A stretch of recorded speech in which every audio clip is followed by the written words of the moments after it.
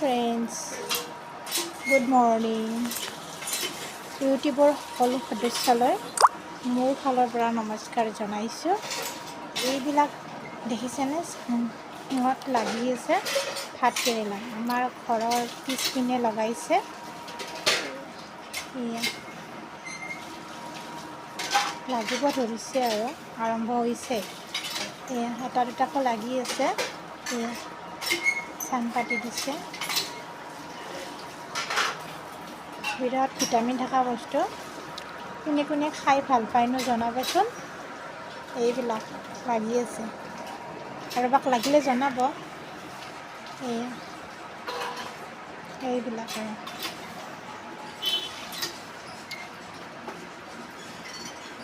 এয়া